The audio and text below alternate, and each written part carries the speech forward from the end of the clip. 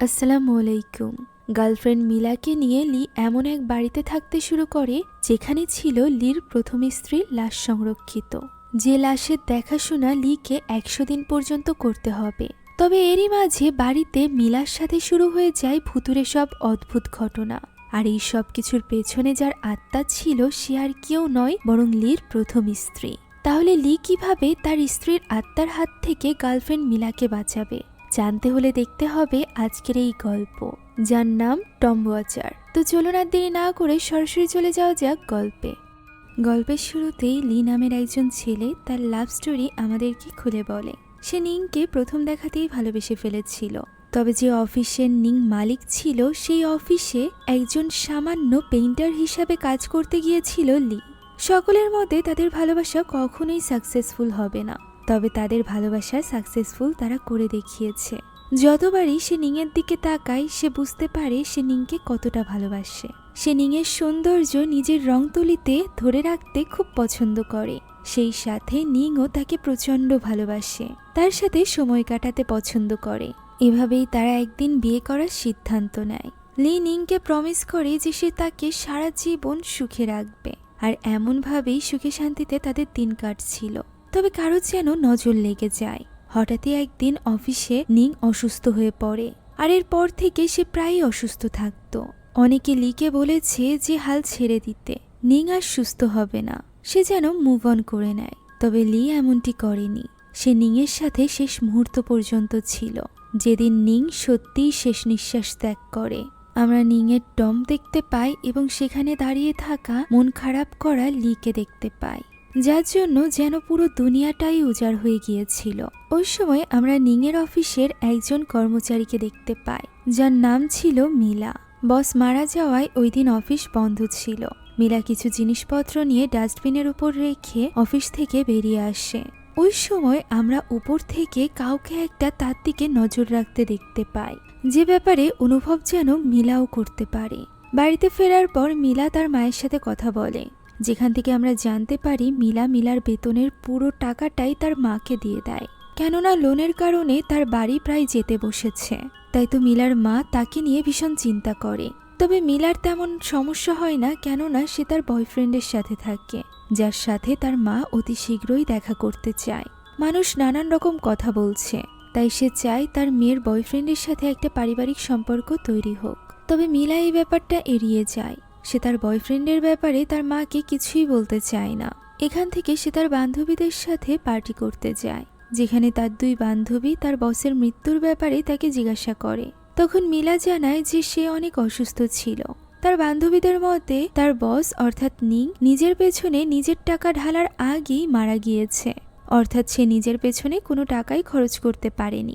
Miller অবস্থাও যেন এমনটি না হয়, সে যেন আগে নিজের জীবনটাকে নিয়ে এনজয় করে। এই ব্যাপারটা মিলার মনে গাঁথে। এখন একটা বাড়ি গিয়ে তারা তিনজন ভীষণ মজা করে। এই মজারই মাঝে হঠাৎ করে আমরা দেখতে পাই মিলার আশেপাশে ভয়ানক কিছু একটা, যে অশরীরী হঠাৎ তার সামনে চলে আসলে মিলা যেন কেঁপে ওঠে। তার বান্ধবীরা তাকে কোনো মতে সামলে নেয়। তবে কিছুক্ষণের মধ্যেই মিলার আশপাশ থেকে সবাই আস্তে আস্তে করে গায়েব হয়ে যায়। সে যেন অন্য এক দুনিয়ায় চলে এসেছিল, যেখানে পেছনেই ছিল ওই অশরীরী। তার দিকে তাকাতেই মিলা হতবাক হয়ে যায়, কেননা সেখানে আর কেউ ছিল না। ওই বার পুরোপুরি ফাঁকা ছিল। মিলা এখানে ভীষণ ভয় পেয়ে গিয়েছিল। সে অনেক ভয় পেয়ে গিয়েছিল। এমন সময় এক ভয়ানক হাত এসে তার চুল ধরে টান দেয়, আর এই ভয়ানক স্বপ্ন দেখে ঘুম ভেঙে যায় মিলার। সে নিজের বাড়িতে ছিল। হাত মুখ ধুয়ে বাইরে আসতেই সে দেখতে পায় সেখানে রয়েছে লি। ঘুম থেকে উঠে এই প্রথমবারের মতো সে লিকে নিজের বাড়িতে দেখছে, তাই সে ভীষণ খুশি হয়ে যায়। এখানে তাদের কথা থেকে আমরা জানতে পারি লি এবং মিলার মধ্যে একটা সম্পর্ক ছিল। লি মূলত মিলার বয়ফ্রেন্ড, অর্থাৎ নিংয়ের মৃত্যুর আগে থেকেই তাদের দুজনের পরকীয়ার সম্পর্ক চলছিল। আর এই কারণেই মূলত মিলা তার মাকে লিয়ের ব্যাপারে কোনো কিছু বলতে পারছিল না। নিংয়ের ফিনোরাল এখনো পর্যন্ত হয়নি, তাই লি মিলাকে প্রমিস করে যে নিংয়ের ফিনোরাল হওয়ার পরই সে মিলার মায়ের সাথে দেখা করবে এবং তাদের দুজনের বিয়ের ব্যাপারে কথা বলবে, যা শুনে মিলা ভীষণ খুশি হয়ে যায়। আপাতত লি মিলাকে কাপড় চোপড় গুছিয়ে নিতে বলে। সে তাকে নিয়ে কোথাও একটা যেতে চায়। জায়গাটি তার জন্য সারপ্রাইজের। মিলাও খুশি খুশি তৈরি হয়ে যায়। তখন লি মিলাকে নিয়ে প্রথমে অফিসে আসে, যা দেখে মিলা একটু ইতস্তত বোধ করে, কেননা অফিসের এখনো কেউই জানতো না তাদের সম্পর্কের ব্যাপারে। তবে লির সামান্য কিছু কাজ ছিল অফিসে, যেটা সেরেই তারা রওনা দিবে। তাই মিলা চুপচাপ গাড়িতে বসে থাকে। ওই সময় তার মনে পড়ে যায় লির সাথে তার প্রথম দেখার কথাটি। সে অফিসের ছাদে গিয়েছিল ধূমপানের জন্য, যেখানে আগে থেকেই লি দাঁড়িয়েছিল। তার সিগারেট শেষ হয়ে যাওয়ায় লি তাকে অফার করে।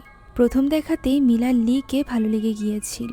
তার প্রত্যেকের সাথে সুন্দর ব্যবহার, সেই সাথে নিংয়ের প্রতি অগাধ ভালোবাসা, এই সব কিছুর মাঝে মিলা যেন নিজেকেই কল্পনা করত লির সাথে। এভাবেই একদিন বাইরে বৃষ্টি পড়ার কারণে অফিসে আটকে যায় লি এবং মিলা। মিলা যেহেতু ভিজে গিয়েছিল, তাই লি তাকে অফার করে তার অফিস রুমে গিয়ে কাপড় বদলে নিতে।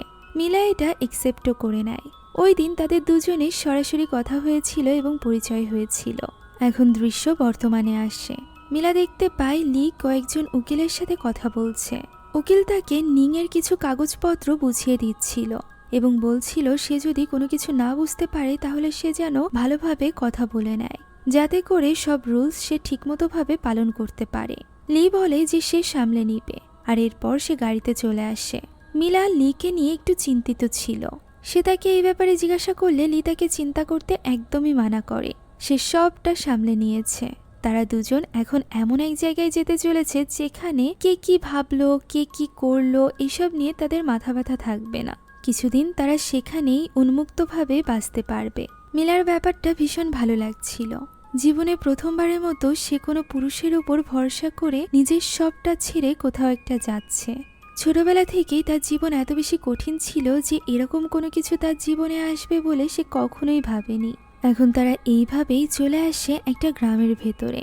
তবে গাড়ি দাঁড় করাতে হয়, কেননা গ্রামের কিছু শামানরা কিছু রিচুয়াল পারফর্ম করছিল, যেটা দেখে লির কাছে অহেতুক বলে মনে হয়। তাদের মধ্য থেকে একজন শামান বারবার মিলার দিকে তাকালে মিলা একটু অস্বস্তি বোধ করে এবং লিকে দ্রুত সেখান থেকে যেতে বলে। এখন লি মিলাকে নিয়ে ওই গ্রামেরই একটা সুন্দর বড় বাড়ির সামনে আসে। এরকম সুন্দর নিরিবিলি পরিবেশে এরকম একটা বাড়ি দেখে অবাক হয়ে যায় মিলা। তখন লি তাকে সারপ্রাইজ দিয়ে বলে এটা তাদেরই বাড়ি, যা শুনে মিলা আরো বেশি এক্সাইটেড হয়ে যায়। তারা কিছুদিনের জন্য এখানেই থাকতে চলেছে। এই ব্যাপারটা নিয়ে মিলা অনেক বেশি খুশি ছিল। তাই তো ভেতরে গিয়ে সেসব ফার্নিচারগুলো দেখতে থাকে। পুরো বাড়িতে যা যা প্রয়োজনীয় সবকিছু আছে, সবকিছু গোছালো এবং পরিপাটি, যা দেখে মিলার তো যেন স্বপ্ন সার্থক হয়ে যায়। তাকে খুশি দেখে লিও খুশি হয়ে যায়। সে তাকে পুরো বাড়িটি ঘুরিয়ে ঘুরিয়ে দেখায়। মিলার তো বিশ্বাসই হচ্ছিল না যে এই বাড়িতে এখন থেকে শুধুমাত্র তারই রাজত্ব চলবে। তখন লি বলে শুধুমাত্র এই বাড়িতেই নয়, বরং লির জীবনেও শুধুমাত্র মিলারই রাজত্ব। এই ব্যাপারটা নিয়ে তারা দুজনই ভীষণ খুশি হয়ে যায়। রাতের বেলা লি নিজ হাতে মিলার জন্য খাবার তৈরি করে। মিলা এই সব কিছুতে অনেক বেশি খুশি ছিল। ডিনার শেষে তারা ড্রিঙ্ক করতে যাবে, এমন সময় মিলা লক্ষ্য করে বাড়ির বাইরে থাকা ওই সুন্দর ফুল গাছটির গোড়ায় কেউ একজন রয়েছে। এগিয়ে গেলে দেখা যায় গ্রামে ঢোকার সময় যে শামানের সাথে দেখা হয়েছিল, সেই শামান এসে সেখানে কিছু একটা করছিল, যা দেখে মিলা একটু ঘাবড়ে যায় এবং তখনই ডাক দেয় লিকে। লি ওই শামানকে দেখেই বন্দুক তুলে নেয় এবং সেটি নিয়ে তার দিকে এগিয়ে আসে, যা দেখে ওই শামান এবার ভয় পেয়ে সেখান থেকে চলে যায়। লি মিলাকে জানায় যে এই লোকটির ব্যবসায়ী এরকম। সে প্রথমে কোথাও ভূত আছে বলে গুজব ছড়ায়, আর এরপর ওই ভূত থেকে মুক্তি দেওয়ার নাম করে টাকা উপার্জন করে। লি যখন মিলাকে এই কথাগুলো বলছিল, ওই সময় আমরা কোনো এক অশরীরীর উপস্থিতি টের পাই ওই বাড়িতে, যে কিনা তাদের দিকে নজর রেখেছিল। এই ব্যাপারে কিছু না জানা লি এবং মিলা এখানে খুব সুন্দর সময় কাটায়। আর এরপর মিলা যায় গোসল করতে। এইভাবে খোলা আকাশের নিচে বাথটাবে গোসল করতে বেশ শান্তি লাগছিল মিলার। তাই তো সে রিল্যাক্স হওয়ার জন্য বাথটাবের ভেতরে ডুব দেয়। ঠিক ওই সময় সেখানে ওই অশরীরীর ছায়া দেখা যায়, যার দুটো হাতও এবার আমরা দেখতে পাই। সে বাথটাবের ঠিক উপরে অর্থাৎ মিলার সামনে চলে আসে, যা দেখে মিলা চমকে ওঠে এবং পানি থেকে বেরিয়ে আসে। গোসল থেকে আসার পরও সে এই ব্যাপারেই ভাবছিল। এমন সময় সেখানে লি আসে এবং তাকে ঘুমানোর জন্য ডাকে। মিলা তার সাথে গিয়ে শুয়ে পড়ে। আজ রাতটা তাদের এই বাড়িতে প্রথম রাত ছিল, আর প্রথম রাতেই মাঝরাতের দিকে ঘুম ভেঙে যায় মিলার। ঘুম ভাঙতেই সে দেখতে পায় লি তার পাশে নেই। সে তাকে খুঁজতে আরম্ভ করে। ডাকতে ডাকতে সে ঘর থেকে বেরিয়ে আসে। লিকে খুঁজতে খুঁজতে সে যখন সিঁড়ি দিয়ে নিচে নেমে যায় তখনই আচমকা ড্রয়িং রুমের বাইরে থাকা অর্থাৎ বাইরে যাওয়ার দরজাটি খুলে যায়, যা দেখে অবাক হয়ে যায় মিলা। সে বাইরে আসতেই ওই বড় গাছটির পাতা থেকে কিছুটা পানি এসে তার হাতে পড়ে। মিলা বুঝতে পারছিল না লি এত রাতে কোথায় গেল। তখনই সে কিছুটা দূরে একটা বাড়িতে আলো জ্বলতে দেখতে পায়। সে একটু অবাক হয়, কেননা দিনের বেলা সেই বাড়িটা লক্ষ্য করেনি। অপরিচিত এই জায়গায় সে কি করবে তা বুঝে উঠতে পারছিল না। তারপরেও সাহস করে সে লিকে খোঁজার জন্য ওই বাড়িতে যায়। বাড়ির ভেতরে প্রবেশ করে। বাড়িটা বেশ অদ্ভুত ছিল। দেখে মনে হচ্ছিল অনেকদিন যাবৎ এখানে কেউ থাকে না। পরিত্যক্ত, সেই সাথে কালো জাদুর জিনিসে ভরা। দেখতে ব্যাপারটা বেশ রহস্যজনক। এইসব কিছু দেখে মিলার মনে বেশ রহস্য জাগে এবং সে ওই বাড়ির ভেতরে থাকা একটা বিশেষ ঘরে প্রবেশ করে। যে ঘরের ভেতরে প্রবেশ করতেই সে হতবাক হয়ে যায়, কেননা এর ভেতরে ছিল নিংয়ের লাশ, সুন্দর করে সুসজ্জিত। সেটা এখনো পর্যন্ত পচেনি। খুব সুন্দরভাবে রক্ষণাবেক্ষণ করা হচ্ছে। কাচের বক্সের ভেতরে রেখে বরফ সহ সেখানে বিভিন্ন ধরনের জিনিসপত্র রেখে ওই লাশকে সংরক্ষণ করা হচ্ছে। আর এই কাজটি আর কেউ নয় বরং লি করছে, যা দেখে মিলা তো একদমই হতবাক হয়ে যায়। সে নিজের চোখকে বিশ্বাস করতে পারছিল না। লি তাকে বোঝানোর চেষ্টা করে যে তাদের দুজনের ভালোর জন্যই এটা প্রয়োজনীয়। তবে মিলা বুঝতে পারছিল না এক্স ওয়াইফের লাশ এইভাবে রক্ষণাবেক্ষণ কেন তার জন্য প্রয়োজনীয়। তখনই লি মিলাকে সব খুলে বলে। নিং তার উইলে লিখে গিয়েছে যে যদি নিংয়ের মৃত্যুর পর নিংয়ের লাশের সাথে লি 100টা দিন একসাথে কাটায় তাহলেই একমাত্র তার যাবতীয় সব সম্পত্তির মালিক লি হয়ে যাবে। যা শুনে মিলা হতবাক হয়ে জিজ্ঞাসা করে, এর মানে এই বাড়িটি তার নয়, তারা এখনো নিংয়ের বাড়িতে রয়েছে। তখন লি বলে যে তাদের শুধুমাত্র 100 দিন পূর্ণ হওয়ার অপেক্ষা করতে হবে, আর এরপর এই সব কিছু তাদের হয়ে যাবে। তারা একসাথে বিয়ে করে নিবে। এরপর স্বামী স্ত্রী হিসাবে তারা একসাথে পুরো জীবন কাটিয়ে দিবে। এমনিতেও তারা অনেকটা সহ্য করেছে, আপাতত এইটুকু তারা একসাথে পার করতে পারবে। সে মিলাকে এদিকে আসতেই নিষেধ করে এবং বলে সে যেন এই ব্যাপারটা ভুলে শুধুমাত্র লির সাথে খুব সুন্দর সময় কাটায় এখানে। যদিও মিলার এরকম কোনো ইচ্ছা ছিল না, তবে যেহেতু আর কোনো উপায় ছিল না তাই সে রাজি হয়ে যায়। এদিকে তারা বেরিয়ে যাওয়ার পরপরই আমরা নিংকে দেখতে পাই এবং অতীতের একটা দৃশ্য দেখতে পাই, যেখানে নিং একদিন রাতের বেলা লিকে না জানিয়ে অফিসে গিয়েছিল। অফিস তখন পুরোপুরিভাবে বন্ধ, সবাই চলে গিয়েছে। তবে একটা রুম থেকে আওয়াজ আসছে। নিং সেদিন লি এবং মিলাকে একসাথে দেখেছিল, অর্থাৎ নিং মারা যাওয়ার আগে থেকেই লি এবং মিলা দুজন মিলে ধোঁকা দিচ্ছিল নিংকে। আর এই ব্যাপারটা নিং জেনেও গিয়েছিল। সে লির পকেটে সিগারেটও পায়, যেটা নিয়ে সে লিকে প্রশ্ন করে, কেননা লি তো অনেক আগেই সিগারেট পান করা বন্ধ করে দিয়েছে। নিং ভালো করে জানতো এই সিগারেটটি কার। এরপরও লি তার সামনে বসে একের পর এক মিথ্যা বলে চলেছিল, যে ব্যাপারটা নিংকে ভেতর থেকে ভেঙে দিচ্ছিল। লি তো নিজের সম্পর্কের এরকম অবনতির জন্য নিংকেই দায়ী করছিল, নিজের পরকীয়াকে নয়। এমনকি নিং এখানে বারবার তাকে সুযোগ দিতে থাকে নিজ মুখে সবকিছু স্বীকার করার জন্য। বরং লি নিজের দোষ না স্বীকার করে বরং নিংয়ের কাজের ব্যস্ততাকে দায়ী করতে থাকে নিজেদের সম্পর্কের এরকম অবনতির জন্য। নিং তাকে কিছুই বলে না। সে ঠিক করে যে সে লির সাথে কিছুটা সময় একাকী কাটাবে, অর্থাৎ সে আপ্রাণ চেষ্টা করছিল লির সাথে সম্পর্ক টিকিয়ে রাখার। তাই তো সে তাকে নিয়ে গ্রামের এই বাড়িতে চলে আসে এবং বলে এই বাড়িটি তাদের, এবং বাড়ির বাইরে থাকা ওই সুন্দর লুন্থাম ফুল গাছটি হলো তাদের ভালোবাসার প্রতীক, সবসময় একত্রিত এবং স্ট্রং। এখন দৃশ্য বর্তমানে আসে। এই বাড়িতে বর্তমানে এখন লি এবং মিলা ছিল। সকালবেলা মিলার ঘুম ভাঙায় লি। সে আজ মিলাকে আশেপাশে সুন্দর পরিবেশ ঘুরিয়ে দেখাতে চাইছিল, যে ব্যাপারটা নিয়ে মিলাও এক্সাইটেড ছিল। সে রান্নাঘরে খাবার রেডি করতে থাকে যাতে করে তারা বাইরে গিয়ে খাবার খেতে পারে। ওই সময় সেখানে কারোর উপস্থিতি টের পাওয়া যায়। শশা কাটার সময় আস্তে আস্তে দুটো হাত এসে মিলার হাতকে স্পর্শ করে।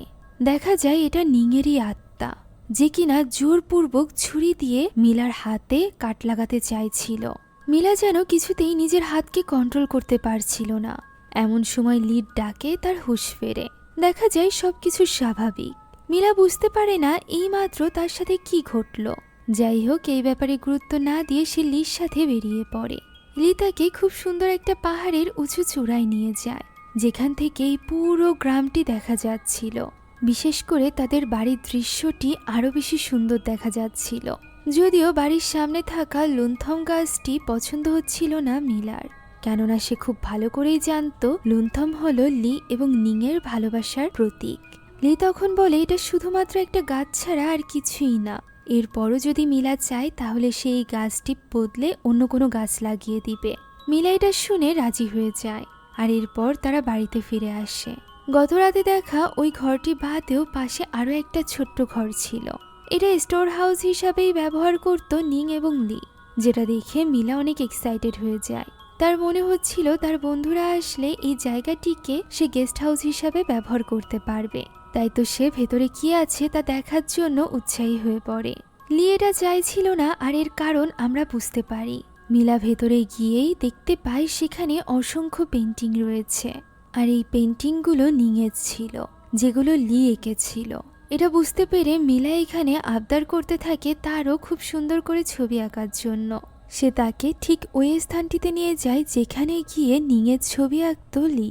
মিলা এখানে খুব সুন্দরভাবে বসে লিকে বলে যতটা সুন্দর সম্ভব ততটা সুন্দর করে যেন সে তার ছবি আঁকে। ওই সময় পানির ভেতর থেকে আমরা কারোর একটা ছায়াকে যেতে দেখতে পাই।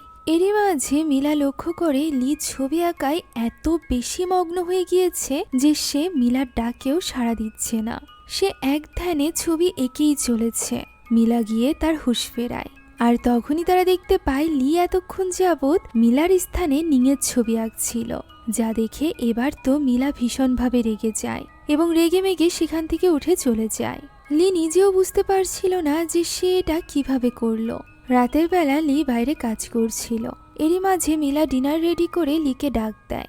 লি খাওয়ার জন্য আসলে মিলা তাকে খোঁচা মেরে বলে যে নিংয়ের মতো মজাদার রান্না হয়তোবা সে পারে না। একথা শুনে লি এবার মিলার কাছে ক্ষমা চায় দুপুরের ঘটনার জন্য। সে তাকে বুঝিয়ে বলে যে 7টা বছর সে নিংয়ের সাথে কাটিয়েছিল, আর এই 7টা বছরে নিং তাকে দিয়ে 1000 বার নিজের ছবি আঁকিয়েছে, যার ফলে এখন তার ছবি আঁকার প্রতি একটা তিক্ততা তৈরি হয়েছে। সে কখনোই ছবি আঁকতে চায় না। মিলা যেন কখনোই আর তাকে রিকোয়েস্ট না করে, তাহলে হয়তোবা তাদের মধ্যকার সম্পর্ক ভালো থাকবে না। মিলা এখানে তাকে ক্ষমা করে দেয়, আর এরপর তারা দুজন মিলে ডিনার করতে থাকে। ওই রাতে ঘুমানোর পর হঠাৎই আমরা দেখতে পাই একটা কালো হাত মিলাকে জড়িয়ে ধরছে, যেটা মুহূর্তের মধ্যে অসংখ্য হাতে পরিণত হয় এবং মিলাকে চেপে ধরে বালিশের ভেতরে নিয়ে যায়। মিলাও ছটফট করতে থাকে, আর এই স্বপ্ন দেখে তার ঘুম ভেঙে যায়। তখনই সে আস্তে আস্তে করে সাহস করে পাশে ঘুরে তাকাতেই দেখতে পায় সেখানে নিং শুয়ে আছে, যা দেখে সে চিৎকার করে বিছানা থেকে নিচে পড়ে যায়। ততক্ষণে লিরও ঘুম ভেঙে গিয়েছিল। সে কোনো মতে মিলাকে সামলাতে থাকে এবং বোঝাতে থাকে সে নিজেই তার পাশে শুয়েছিল, আর কেউ ছিল না। এখন পরদিন রাতের দৃশ্য আমরা দেখতে পাই, যেখানে মিলা এবার লিকে বলে যে সে এই বাড়িতে আর থাকতে চায় না। তারা যদি অন্য কোথাও এই 100 দিন থেকে আসে তাহলে কি চলবে না? যার উত্তরে লি বলে যে তাকে এখানেই থাকতে হবে। শুধুমাত্র তাকে নয়, এখানে খোলে আরেকটা রহস্য। লি জানায় নিংয়ের উইলে লেখা আছে যে লির সাথে মিলাকেও এই বাড়িতেই থাকতে হবে 100 দিন তার লাশের সাথে, তাহলেই তারা সম্পূর্ণ সম্পত্তি পাবে। যা শুনে মিলা হতবাক হয়ে যায় এবং সন্দেহ নিয়ে প্রশ্ন করে যে তাহলে কি এই কারণেই লি তাকে এখানে নিয়ে এসেছে? উত্তরে লি বলে যে না, সে মিলার সাথেই তার বাকি জীবন কাটাতে চায়, এ কারণেই সে মিলাকে এখানে নিয়ে এসেছে। এখন তাদের শুধু কয়েকটা দিন ধৈর্য ধরে এখানে থাকতে হবে, এছাড়া আর কিছুই না। তবে মিলার তো এখানে থাকতে ভীষণ ভয় লাগছিল। লি তাকে আশ্বস্ত করে যে সে তার কিছুই হতে দিবে না। ওই সময় আমরা বাইরের ওই ঘরটার দৃশ্য দেখতে পাই, যেখানে নিংয়ের লাশ রাখা ছিল। সেখানেই দাঁড়িয়ে ছিল নিংয়ের আত্মা, যার চোখ থেকে ঝরছিল রক্ত অশ্রু। দৃশ্য চলে যায় অতীতে। আমরা জানতে পারি নিং আসলে প্রথমবার সেদিন অসুস্থ হয়ে পড়েছিল যেদিন সে লি এবং মিলাকে অফিসে একসাথে দেখেছিল। অর্থাৎ লির এই ধোঁকা সে একদমই সহ্য করতে পারেনি, আর এই কারণেই তার এই দুরারোগ্য রোগ দেখা দিয়েছিল। আর এরকম অজ্ঞান হয়ে সে অনেক দিন যাবৎ অজ্ঞান অবস্থায় পড়ে থাকত, অর্থাৎ কিছুটা কোমায় যাওয়ার মতো। তার জ্ঞান ফেরার কোনো নিশ্চয়তা ডাক্তারও দিতে পারত না। তবে ডাক্তার বলে দিয়েছিল যে লির বিশেষভাবে নিংয়ের খেয়াল রাখতে হবে। এমনও হতে পারে যে সে যে কোনো সময় তাদেরকে ছেড়ে চলে যেতে পারে। তাই তো লিও কিছুদিন অফিসে না গিয়ে নিংয়ের দেখাশোনা করতে থাকে। তাই তো এক রাতে মিলা এবার অতিষ্ঠ হয়ে নিংয়ের বাড়িতে চলে আসে। নিং কোমায় থাকলেও সবকিছু শুনতে এবং বুঝতে পারছিল। সে মিলার উপস্থিতিও বুঝতে পারে। মিলা যখন লিকে বলে যে তাকে যে কোনো একজনকে বেছে নিতে হবে, তখন লি বলে সে শুধুমাত্র মিলাকেই ভালোবাসে আর সে মিলাকে ছাড়া বাঁচবে না। এই সকল কথা যেন কোমায় থাকা নিং কিছুতেই মেনে নিতে পারছিল না। সে লিকে ছাড়া নিজের জীবন কল্পনাও করতে পারত না। তাই তো একটু সুস্থ হতেই অর্থাৎ জ্ঞান ফিরতেই সে অফিসে যায় এবং সেখানে মিলার দিকে নজর রাখতে থাকে। এক রাতে মিলা যখন ছাদে দাঁড়িয়ে একা একা স্মোক করছিল, ওই সময় সেখানে নিং যায় এবং তার সাথে কথা বলতে চায়। মিলা জানতো নিংয়ের সিগারেটে অ্যালার্জি, যে কারণে সে তাকে দূরে থাকতে বলে। তবে নিং এখানে মিলাকে ভয় দেখিয়ে বলে সে যদি লি এবং তার মাঝখান থেকে সরে না যায় তাহলে সে মিলাকে শেষ করে দিবে।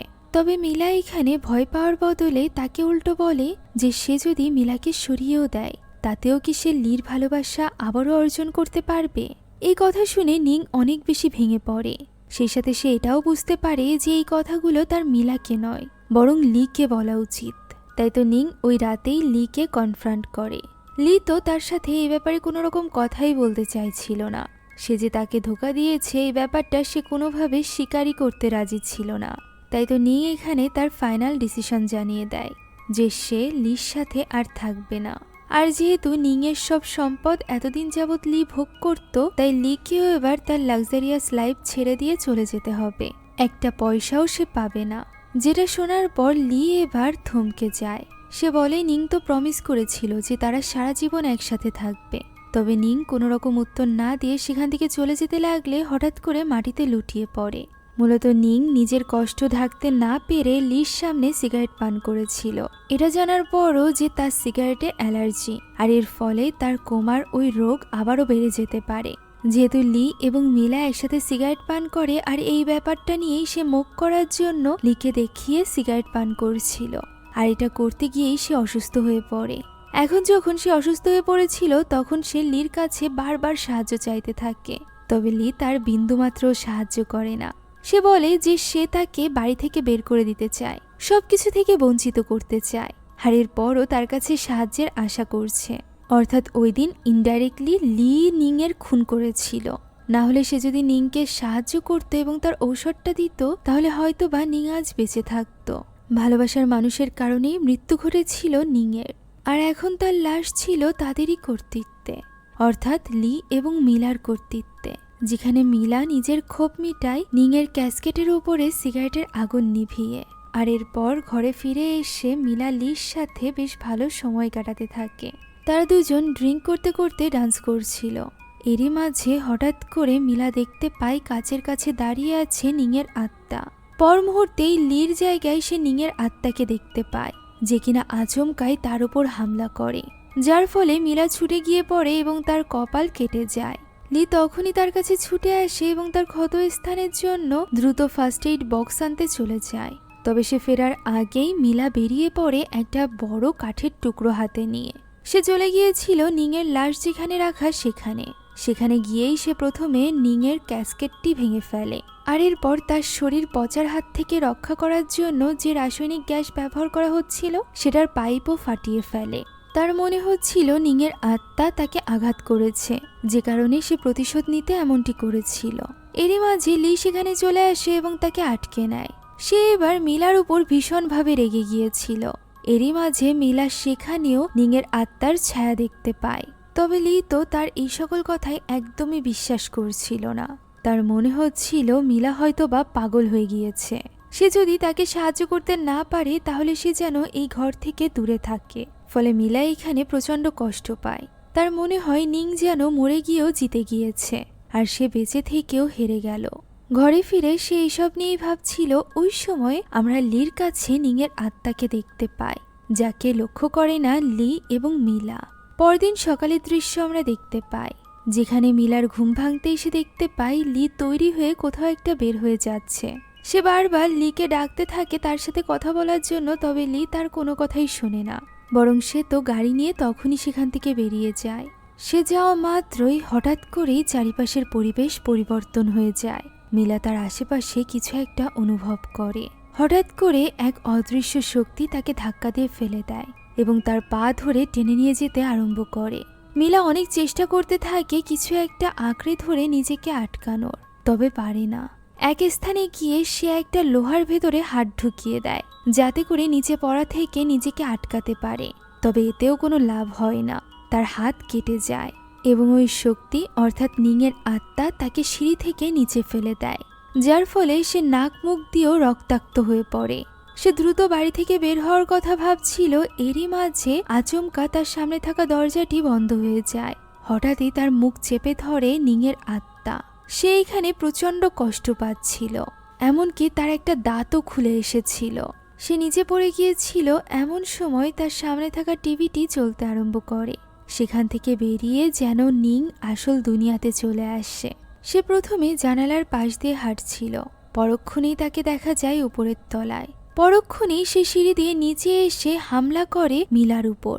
তবে এবার মিলা হাতে ছুরি তুলে নিয়েছিল এবং সে নিংয়ের আত্মার উপর হামলা করতেই যাবে, তখনই লির ডাকে তার হুঁশ ফেরে। এটা তো নিং নয়, বরং লি।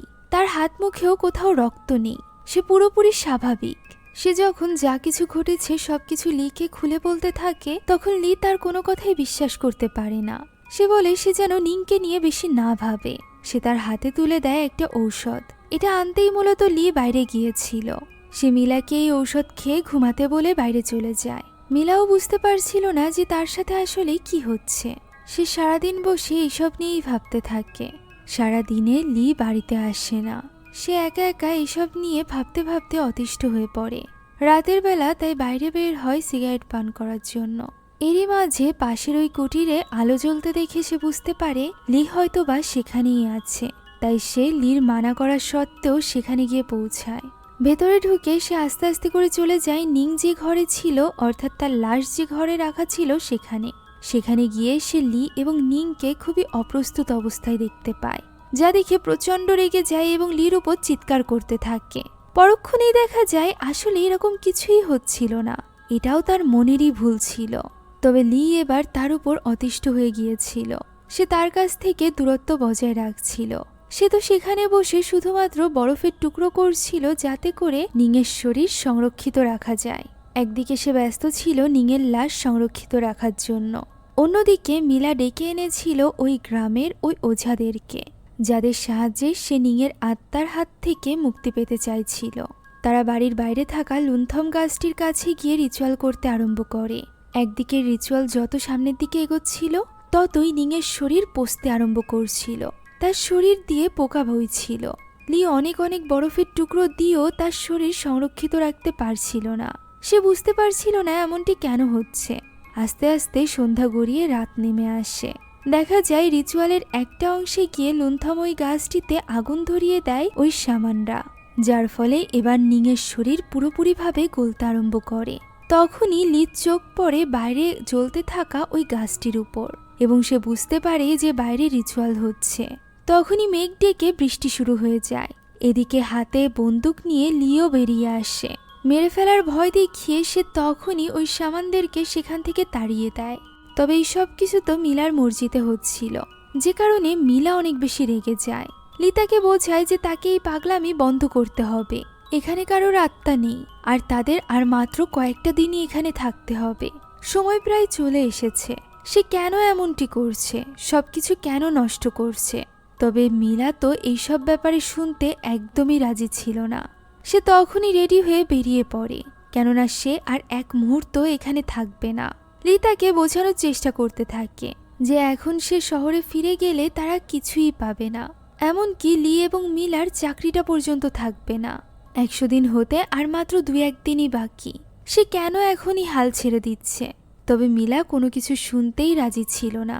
তার মতে সে এইসব কিছু আর সহ্য করতে পারছে না। তার মতে লি তাকে ধোঁকা দিচ্ছে। সে এখনো পর্যন্ত তার ব্যাপারে না ভেবে বরং নিংয়ের কথা ভাবছে, যে এই পৃথিবীতে নেই। লি এইখানে মিলাকে জড়িয়ে ধরে আকুতি মিনতি করতে থাকে তাকে ছেড়ে না যেতে। এক পর্যায়ে সে এখানে নিজের মুখে স্বীকার করে নেয় যে সে নিজেই নিংকে মেরে ফেলেছে মিলার সাথে থাকার জন্য। সে মিলাকে ছাড়া বাঁচতে পারবে না, মিলা যেন তাকে ছেড়ে না যায়। এই কথা শোনার পর মিলা তো কিছু সময়ের জন্য থমকে গিয়েছিল, তবে পরক্ষণেই সে নিজের সিদ্ধান্তে অটল থাকে। সে গাড়ি নিয়ে তখনই সেখান থেকে বেরিয়ে যায়, যার ফলে লি একেবারেই ভেঙে পড়ে। লি সেখানেই দাঁড়িয়ে তাকে ডাকতে থাকে। তখনই তার পেছনে আমরা নিংয়ের আত্মাকে দেখতে পাই, যে কিনা লিকে এসে জড়িয়ে ধরে, যেন সে ফাইনালি লিকে নিজের করে নিয়েছিল। এদিকে মিলা যখন চলে যাচ্ছিল তখন হঠাৎ করেই তার গাড়ির সামনে একটা গাড়ি চলে আসে। কোনো মতে সে অ্যাক্সিডেন্টের হাত থেকে নিজেকে বাঁচায় এবং সেখানেই দাঁড়িয়ে অঝরে কাঁদতে আরম্ভ করে, কেননা সে বুঝতে পেরেছিল যে সে লিকে এভাবে ফেলে রেখে এসে একদমই ঠিক করেনি। তাই তো সে আর এক মুহূর্ত দেরি না করে বাড়িতে ফিরে আসে। বাড়িতে এসে সে দেখতে পায় লি বাথটাবের ভেতরে নিজেকে ভিজিয়ে রেখেছে। সেখানে গিয়ে সে প্রথমে লিকে সরি বলে এবং বলে লি যদি প্রথমেই তাকে সত্যিটা বলে দিত তাহলে হয়তোবা সে লির পরিস্থিতি বুঝতে পারত এবং সব সময় তার পাশে থাকত।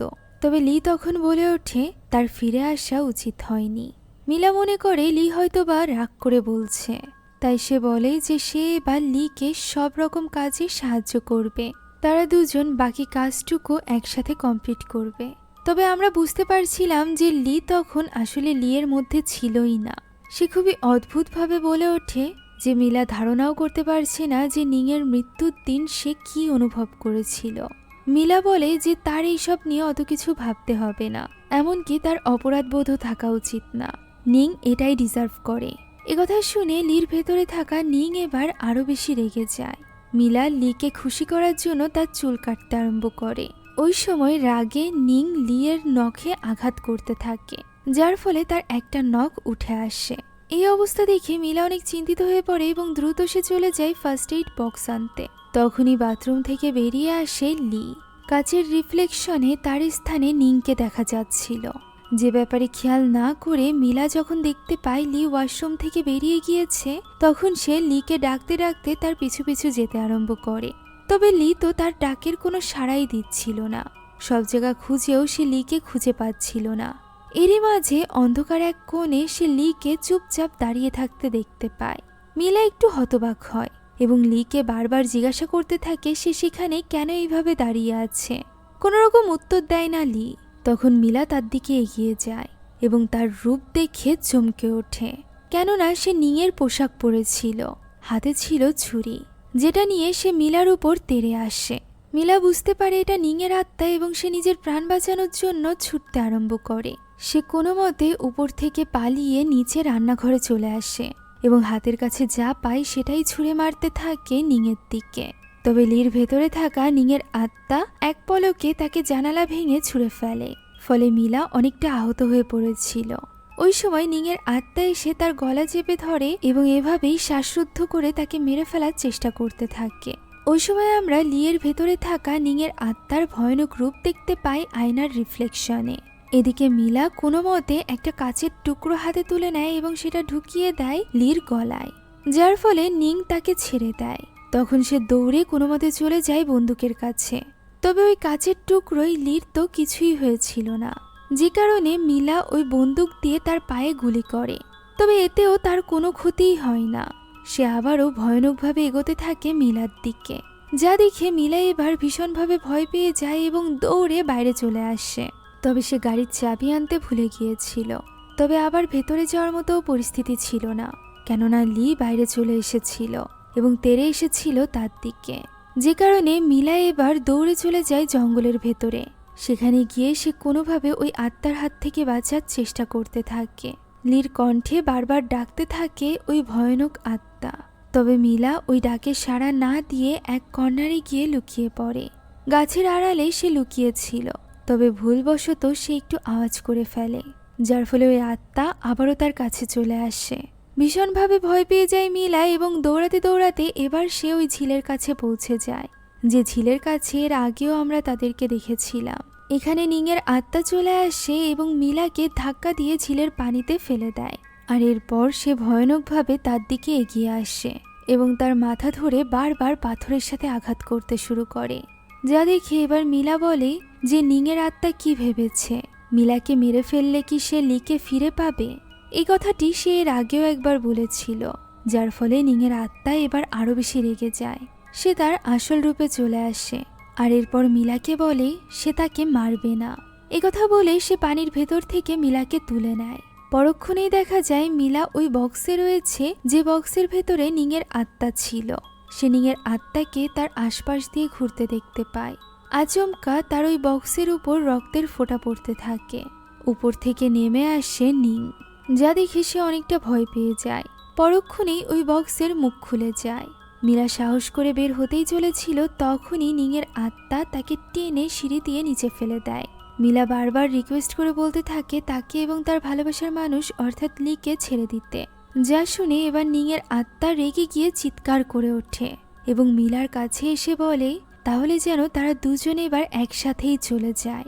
পরক্ষণেই দৃশ্য বদলাতেই আমরা দেখতে পাই মিলা তো তখনও জঙ্গলের ভেতরে, যেখান থেকে তাকে টেনে নিয়ে যাচ্ছিল লি, অর্থাৎ লির ভেতরে থাকা নিংয়ের আত্মা, যে কিনা তাকে টেনে ওই ঘরের দিকে নিয়ে যাচ্ছিল এবং বলছিল সে কিভাবে ভাবল যে তাকে নিং এত সহজে ছেড়ে দিবে। নিং তাকে আগেই সাবধান করেছিল তাদের মাঝখানে না আসার জন্য, তবে মিলা সেটা শোনেনি। তাই তো এই দুর্ভাগ্য তাকে ভোগ করতেই হবে। নিং আবারও লিকে উদ্দেশ্য করে বলে তারা দুজন সারা জীবন একসাথে থাকবে, তাদের যাই হয়ে যাক না কেন।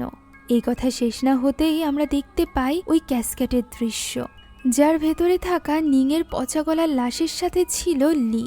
লি এখানে নিজেকে এই অবস্থায় দেখে ভয়ে চিৎকার করে ওঠে।